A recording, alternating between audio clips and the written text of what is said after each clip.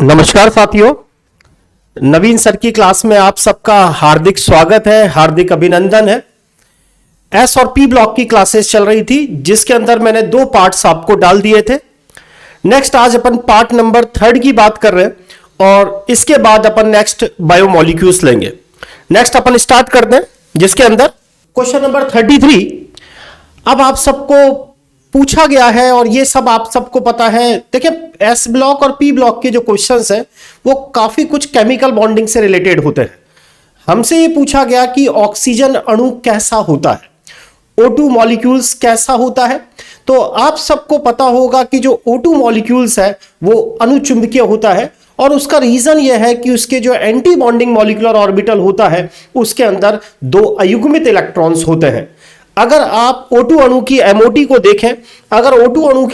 को देखें, तो उसके अंदर जो ये एंटी बॉन्डिंग मॉलिक्यूलर ऑर्बिटल्स होते हैं उनके अंदर आपको देखने पर मिलेगा कि उनके अंदर एक एक अयुग्मित इलेक्ट्रॉन है। यही कारण है कि जो O2 अणु है वो अनुचुंबकीय होता है और साथ ही साथ उसमें 2 अयुग्मित इलेक्ट्रॉन होते हैं। इसीलिए इसका आंसर 3 गया कि जो O2 अणु है वो अनुचुंबकीय है और साथ ही साथ उसमें 2 अयुग्मित इलेक्ट्रॉन है।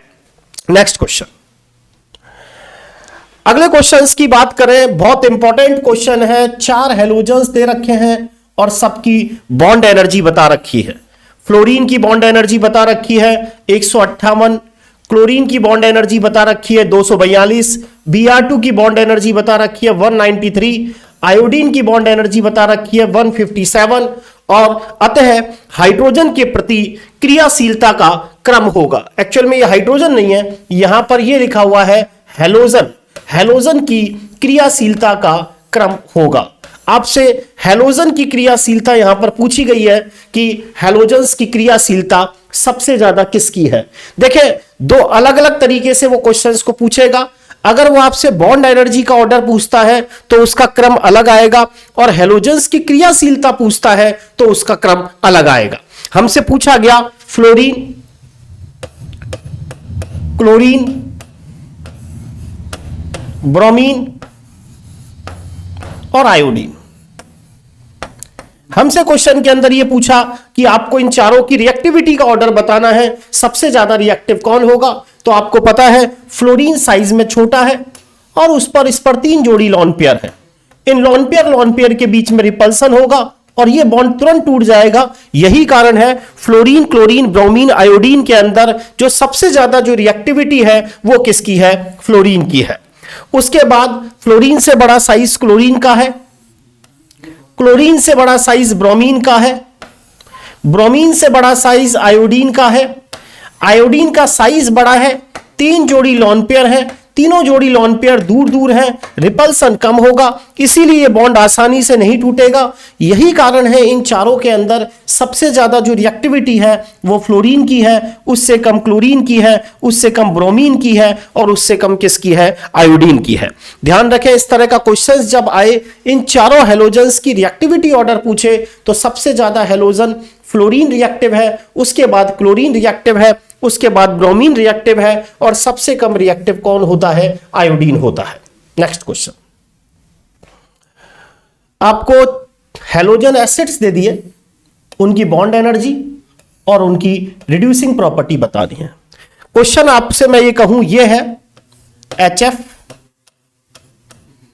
HCl, HBr और HI। आपसे पूछा गया बॉन्ड एनर्जी। देखें, इस तरह के क्वेश्चंस बनने की पूरी संभावना है। हमसे पूछा जाए कौन सा हैलोजन सबसे ज्यादा रिएक्टिव है तो आप कहोगे fluorine, then chlorine, then bromine, then iodine. आपने पढ़ा भी होगा ऑर्बिक के अंदर एल्केन के प्रति कौन से हैलोजन सबसे ज्यादा क्रियाशील होते हैं, फ्लोरीन। पढ़ा होगा रिएक्शन विस्फोटक होती है, देन क्लोरीन, देन ब्रोमीन और देन आयोडीन। तो पहला क्वेश्चन हैलोजन्स के रेस्पेक्ट में ध्यान रखें, इन चारों हैलोजन्स में F2 सबसे ज्यादा रिएक्टिव है। अब आपसे क्वेश्चन ये पूछा HF, HCl, HBr और HI किसकी बॉन्ड एनर्जी सबसे ज्यादा है। हमेशा ध्यान रखें, जो बड़ा चौक होता है वो जल्दी टूटता है, जिसकी बॉन्ड लेंथ ज्यादा होगी उसकी बॉन्ड एनर्जी कम होगी। आप सबने देखा भी होगा कि जो बड़ा चौक है वो जल्दी टूटेगा, जिसकी बॉन्ड लेंथ ज्यादा होगी उसकी बॉन्ड एनर्जी कम होगी।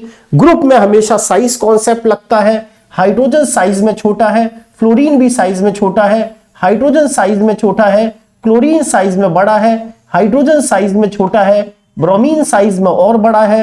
हाइड्रोजन साइज में छोटा है, आयोडीन बहुत बहुत बड़ा है। इसकी बॉन्ड लेंथ ज्यादा है। मैंने अब ये भी कहा बड़ा चौक जल्दी टूटता है। यही कारण है HF, HCl, HBr और HI इनके अंदर जो सबसे ज्यादा बॉन्ड एनर्जी है वो किसकी है? HF की है। HF का बॉन्ड छोटा है। छोटा बॉन्ड होगा तो आपको पता है एटम्स पास पास आएंगे, अट्रैक्ट करेंगे। बॉन्ड को तोड़ने के लिए ज्यादा एनर्जी की जरूरत पड़ेगी। बंद लंबाई और बंद ऊर्जा इन्वर्स होती है। जिसकी बंद लंबाई ज्यादा है उसकी बंद ऊर्जा कम होती है। बड़ा चौक जल्दी टूटता है। छोटा चौक स्कूल में देखा हो तो टूटता ही नहीं है, सिर्फ टीचर फेंक ही पाता है। तो HI, HF, HCl और HBr में HI बड़ा लंबा बंद है, जल्दी से टूट जाएगा। यही कारण है HF, HCl, HBr और HI के अंदर जो सबसे ज्यादा बॉन्ड एनर्जी है वो किसकी है? HF की है। देन HCl, देन HBr और लास्ट में कौन है? HI। अब इनकी रिड्यूसिंग प्रॉपर्टी की बात करें, अपचायक पदार्थ वो होते हैं जो दूसरे का अपचन करते हैं और खुद का ऑक्सीकरण करते हैं। अपचायक पदार्थ वो है जो दूसरे का अपचन करते हैं और खुद का क्या करते हैं? ऑक्सीकरण करते हैं। अभी फिलहाल इस चीज को ध्यान रखें, HF, HCl, HBr और HI में जो प्रबल अपचायक होता है वो आपका HI होता है। वैसे भी आपने सुना भी होगा ऑर्गेनिक में रेड फास्फोरस और HI वो सारी रिएक्शंस को आपने देखा होगा एल्केन पर जाकर रख देता है। कौन ज्यादा प्रबल अपचायक है, कौन ज्यादा प्रबल ऑक्सीकारक है, इसका सही कॉन्सेप्ट इलेक्ट्रोकेमिस्ट्री के अंदर जो हमारी इलेक्ट्रोकेमिकल सीरीज है उससे पता चलता है। जिनका मानक अपचन विभव ज्यादा होता है वो प्रबल ऑक्सीकारक होते हैं और जिनका मानक ऑक्सीकरण विभव ज्यादा होता है वो आपके प्रबल अपचायक होते हैं और जिनका मानक अपचन विभव ज्यादा होता है वो प्रबल ऑक्सीकारक होते हैं। HF, HCl, HBr और HI के अंदर अगर आपसे पूछे अपचायक गुण ज्यादा किसमें है? HF से ज्यादा HCl में, HCl से ज्यादा HBr में, HBr से ज्यादा किसमें है? HI में है। इसीलिए आंसर फर्स्ट जाएगा। आपसे bond energy HF, HCl, HBr, HI और अपचायक गुण HF से ज्यादा HCl का, HCl से ज्यादा HBr का और HBr से ज्यादा किसका होगा? HI को होगा। ये वाला क्वेश्चन सेकंड ग्रेड में आया, किसका द्विध्रुव आघूर्ण सबसे ज्यादा होता है? द्विध्रुव आघूर्ण आप सबने पढ़ा होगा। जो द्विध्रुव आघूर्ण है वो आपको ये बताता है कि कौन सा अणु ज्यादा ध्रुवीय है और कौन सा अणु कम ध्रुवीय है। जिनके लिए द्विध्रुव आघूर्ण का मान 0 आता है वो अध्रुवीय अणु होते हैं और जिनके लिए द्विध्रुव आघूर्ण का मान ज्यादा आता है वो ध्रुवीय अणु है। ये सारे के सारे अणु द्विपरमाणविक हैं, 2 परमाणुओं से मिलकर बने हैं, 2 परमाणुओं से मिलकर बने हैं, 2 परमाणुओं से मिलकर बने हैं, 2 परमाणुओं से मिलकर बने हैं। और द्विपरमाणविक अणुओं के केस में जो द्विध्रुव आघूर्ण होता है वो इस बात पे निर्भर करता है कि विद्युत ऋणताओं में अंतर कितना है। जितना ज्यादा विद्युत ऋणताओं में अंतर होगा, जितना ज्यादा विद्युत ऋणताओं में अंतर होगा उतना ज्यादा द्विध्रुव आघूर्ण होगा। हाइड्रोजन की जो विद्युत ऋणता है वो 2.1 है, फ्लोरीन की करीबन 4 है, क्लोरीन की करीबन 3 है, ब्रोमीन की 2.8 है, आयोडीन की 2.5 है। हाइड्रोजन की विद्युत ऋणता 2.1, 2.1, 2.1, 2.1। डिफरेंस दिख रहा होगा। सबसे ज्यादा जो विद्युत ऋणताओं में जो अंतर आएगा वो HF में आएगा। फ्लोरीन और हाइड्रोजन की विद्युत ऋणता में अंतर अगर देखोगे तो वो सबसे ज्यादा आएगा। यही कारण है HF, HCl, HBr और HI इन सबके अंदर सबसे ज्यादा जो द्विध्रुव आघूर्ण है वो किसका होता है? HF का होता है। देखें 3 बातें अभी तक निकल कर आई, HF, HCl, HBr, HI। आपसे पूछे इनमें बंद ऊर्जा सबसे ज्यादा किसकी है तो आपके दिमाग में आना चाहिए HI का बंद तो लंबा है, लंबा बंद जल्दी टूटता है। HI की बंद ऊर्जा सबसे कम है, सबसे ज्यादा बंद ऊर्जा HF की है। दूसरा क्वेश्चन HF, HCl, HBr और HI आपसे पूछे इनमें प्रबल अपचायक कौन है तो आप कहोगे इन चारों के अंदर प्रबल अपचायक HI होता है। आपसे द्विध्रुव आघूर्ण की बात पूछे, पोलरिटी की बात पूछे तो आप कहोगे जिनकी विद्युत ऋणताओं में अंतर ज्यादा होगा उनकी पोलरिटी ज्यादा है। यही कारण है इन सबके अंदर सबसे ज्यादा डाइपोल मूवमेंट HF का है और सबसे कम डाइपोल मूवमेंट HI का होगा। Next question, very very important, 5 star लगा लो इस पे, तो 100% आपसे एग्जामिनर इस तरह के क्वेश्चंस पूछने की पूरी पॉसिबिलिटीज होगी। मैं आपको बता दूं, ये 4 हेलोजन्स देगा आपको और आपसे इनकी बॉन्ड एनर्जी का ऑर्डर पूछेगा। अच्छी तरह रट लेना इस क्वेश्चन को, अच्छी तरह से मेरे विद्यार्थियों, मेरे स्टूडेंट्स जो भी हैं वो इस क्वेश्चन को अच्छी तरह रट लेना। एग्जामिनर आपसे जरूर पूछेगा, तहलका वाला क्वेश्चन है, तहलका मचाएगा एग्जाम्स में, ये क्वेश्चन जरूर आने की पूरी संभावना है। 4 हेलोजन्स आपके पास है, फ्लोरीन,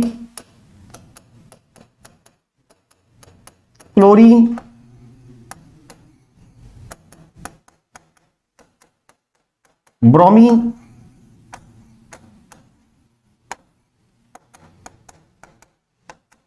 और iodine.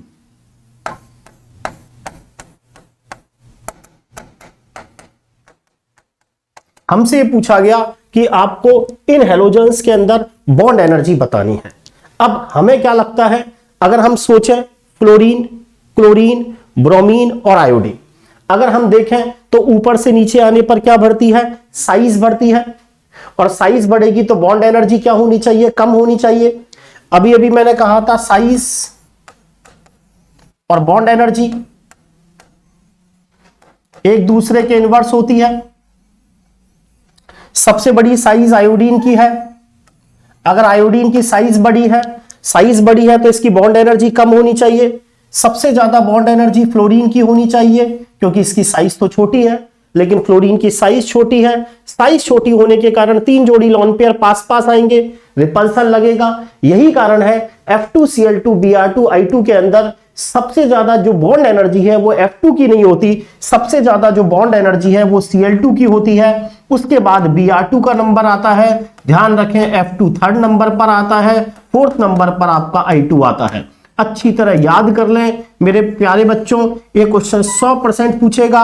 Cl2 Br2 F2 I2 इनके अंदर जो बॉन्ड एनर्जी है वो सबसे ज्यादा किसकी होगी, Cl2 की होगी। उसके बाद Br2 है, थर्ड नंबर पर F2 है, फोर्थ नंबर पर I2 है।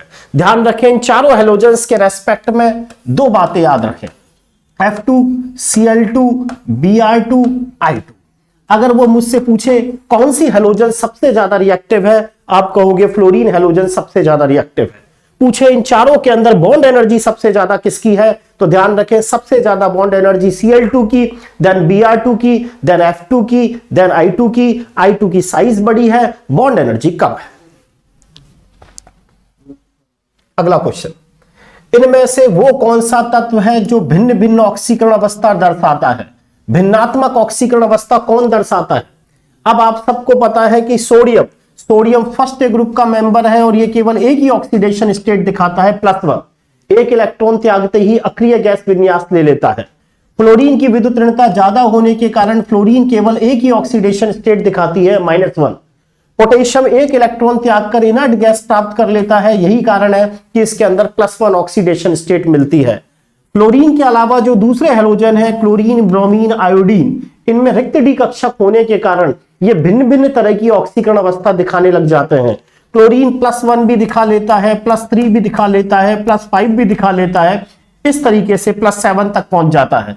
तो ध्यान रखें हेलोजन परिवार में जो फ्लोरीन है वो भिन्नात्मक ऑक्सीकरण अवस्था नहीं दर्शाता, एक ही ऑक्सीकरण अवस्था दर्शाता है, -1। भिन्नात्मक क्यों नहीं दर्शाता, क्योंकि आगे रिक्त डी कक्षक उपलब्ध नहीं है। क्लोरीन, ब्रोमीन, आयोडीन में रिक्त डी कक्षक उपलब्ध होने के कारण +7 तक ऑक्सीडेशन स्टेट पहुंच जाती है। आप सबने सुना भी होगा IF7 के अंदर आप सबने सुना होगा IF7 में आयोडीन की ऑक्सीडेशन स्टेट +7 है। उसका रीजन यही है कि इनमें आगे क्या है, वैकेंट डी ऑर्बिटल है, उसके कारण ये भिन्नात्मक ऑक्सीकरण अवस्था दिखाते हैं। आपको 4 एसिड्स दे दिए, HOCl सुना होगा, hypochlorous acid, HClO2, HClO3, HClO4। पढ़ा भी होगा अम्लीय गुण,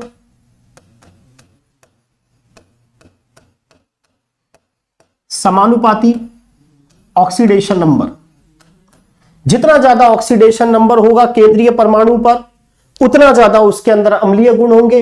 hypochlorous acid, HOCl, chlorous acid, chloric acid, perchloric acid. Hypochlorous acid में क्लोरीन पर ऑक्सीडेशन नंबर +1 है, इस पर +3 आएगा, इस पर +5 आएगा, इस पर +7 आएगा। +7 ऑक्सीडेशन स्टेट होने के कारण सबसे ज्यादा जो अम्लीय गुण है वो हाइपोक्लोरस एसिड से ज्यादा क्लोरस एसिड में, क्लोरस एसिड से ज्यादा क्लोरिक एसिड में और क्लोरिक एसिड से ज्यादा पर क्लोरिक एसिड में होंगे। और ऐसा ऑप्शन सेकंड नंबर का देखें, HOCl, HClO2, HClO3 और HClO4, इसीलिए ऑप्शन सेकंड गया। वेरी वेरी इंपॉर्टेंट क्वेश्चन, इनमें से प्रबलतम ऑक्सीकारक कौन है? उपचायक का मतलब ऑक्सीकारक। प्रबलतम जो इनमें ऑक्सीकारक है वो फ्लोरीन है। दो तरीके से सोच सकते हैं, फ्लोरीन की विद्युत ऋणता ज्यादा है। ऑक्सीकारक वो है जो दूसरे का ऑक्सीकरण करें, खुद का अपचन करें। ऑक्सीकारक वो है जो इलेक्ट्रॉन को ग्रहण करते हैं। पहला तरीका है फ्लोरीन की विद्युत ऋणता ज्यादा है, इलेक्ट्रॉन ग्रहण करता है, अच्छा ऑक्सीकारक है। दूसरा तरीका इलेक्ट्रोकेमिकल सीरीज में जाएंगे, इलेक्ट्रोकेमिकल सीरीज में जाएंगे और उसको अपचन विभव के बढ़ते क्रम में रखेंगे तो फ्लोरीन नीचे ही नीचे आता है। फ्लोरीन का मानक अपचन विभव उच्चतम होने के कारण प्रबल ऑक्सीकारक होता है। फ्लोरीन, क्लोरीन, ब्रोमीन, आयोडीन में प्रबल ऑक्सीकारक कौन है? फ्लोरीन। 3-4 चीजें अपने दिमाग में फिर से रिपीट करें। Number 1, fluorine, chlorine, bromine, iodine में प्रबलतम ऑक्सीकारक फ्लोरीन है। फ्लोरीन, क्लोरीन, ब्रोमीन, आयोडीन में सबसे ज्यादा बॉन्ड एनर्जी क्लोरीन की, देन ब्रोमीन। फ्लोरीन 3 नंबर पे है, 3 नंबर पर है, 4th नंबर पर आयोडीन है। रिएक्टिविटी ऑर्डर पूछे तो सबसे ज्यादा चारों हेलोजेंस में फ्लोरीन रिएक्टिव है। इनर्ट गैस को कैसे सेपरेट करते हैं बता रखा है। आपको पता है कि inert gas helium, neon, argon, krypton, xenon, radon, इनको कैसे अलग करते हैं? तो आप सबको पता है जो हमारी एयर है इसके अंदर हीलियम भी है, आर्गन भी है, नियॉन भी है, तो उनको कैसे अलग किया जाएगा? तो उनको अलग करने का जो मेथड है वो प्रभाजी आसवन विधि है।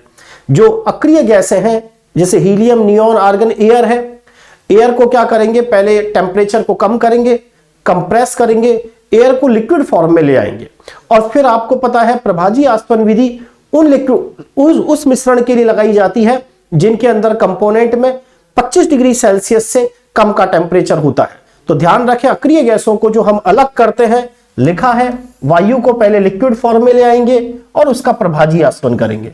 और साथ ही साथ सबकी जो अधिशोषण क्षमता है वो अलग अलग होती है अक्रिय गैसों की। यही कारण है अक्रिय गैसों को सेपरेट करने की 2 तरीके हैं। नंबर 1 अधिशोषण विधि और दूसरा है प्रभाजी आसवन विधि। इसीलिए आंसर 4। जीनॉन टेट्राफ्लोराइड, क्योंकि आपके कोर्स में आप ध्यान से देखेंगे तो एस और पी ब्लॉक के अंदर लिखा हुआ है। एस और पी ब्लॉक में यह लिखा हुआ है कि आप जीनॉन के कंपाउंड्स बताएं, अक्रिय गैसों के सेपरेशन का मेथड बताएं। बता दिया 2 तरीके हैं, या तो प्रभाजी आसवन लगाओ या दूसरा तरीका अधिशोषण का क्रम। जीनॉन टेट्राफ्लोराइड के कंपाउंड दे रखे हैं, पहले भी आपको बता चुका। जीनॉन अक्रिय गैस है, बैलेंस सेल में 8 इलेक्ट्रॉन, 2 4 5 6 7 और 8, 4 फ्लोरीन जोड़ोगे 1 2 3 4, दिख रहा है 4 सिग्मा बंद है, 2 जोड़ी लॉन पेयर है। स्टेरिक नंबर 6 का मतलब sp3d2, तो ये तो कंफर्म है आंसर sp3d2। फर्स्ट गया, सेकंड गया। अब आपको पता है sp3d2 जो होता है उसकी जो आकृति होती है वो वर्गाकार द्विपिरामिड है। जीनॉन 4 फ्लोरीन, 1 लॉन पेयर ऊपर, 1 लॉन पेयर नीचे, वर्गाकार समतल।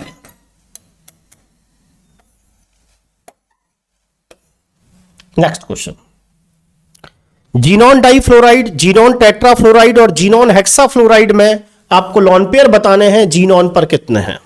आपको पता है xenon inert gas, valence shell में 8 इलेक्ट्रॉन, 2 फ्लोरीन जोड़ दिए। जीनॉन डाइफ्लोराइड में जीनॉन पर 3 जोड़ी लॉन पेयर, 3 जोड़ी लॉन पेयर, ये गया, ठीक है।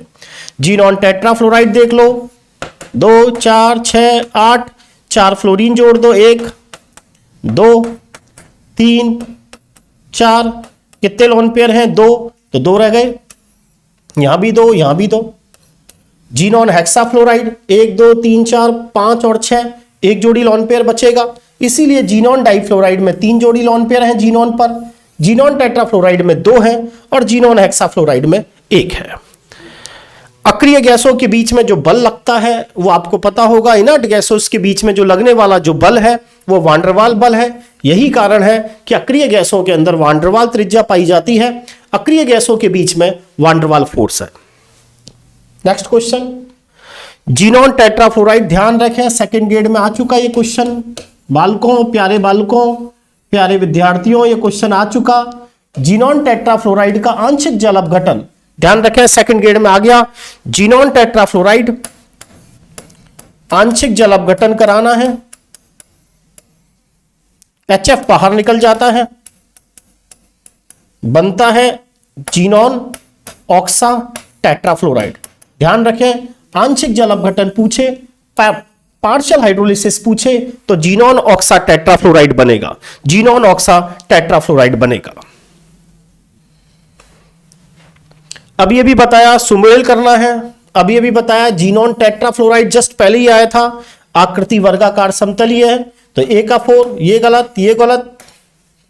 दूसरी चीज xenon hexafluoride, xenon valence shell में 8 इलेक्ट्रॉन, 6 फ्लोरीन,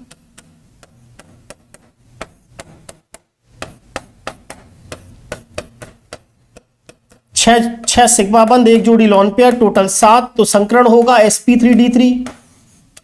और जब sp3d3 होता है तो आपको पता है अगर कोई लॉन पेयर नहीं हो तब तो जो शेप होती है वो होती है पंचभुजीय द्विपिरामिड, और एक लॉन पेयर आते ही इसकी शेप विकृत अष्टफल की हो जाती है। सेकंड ग्रेड में पूछा जा चुका, जीनॉन हेक्साफ्लोराइड की आकृति कैसी है, विकृत अष्टफल की है। जीनॉन ट्राइऑक्साइड बता चुका, इसके अंदर आकृति इसकी पिरामिडी है। जीनॉन ऑक्सा डाइफ्लोराइड की कैसी बनेगी, टी शेप बनेगी। सोच भी सकते हो जीनॉन ट्राइऑक्साइड, जीनॉन 8, 3 ऑक्सीजन जुड़ गए,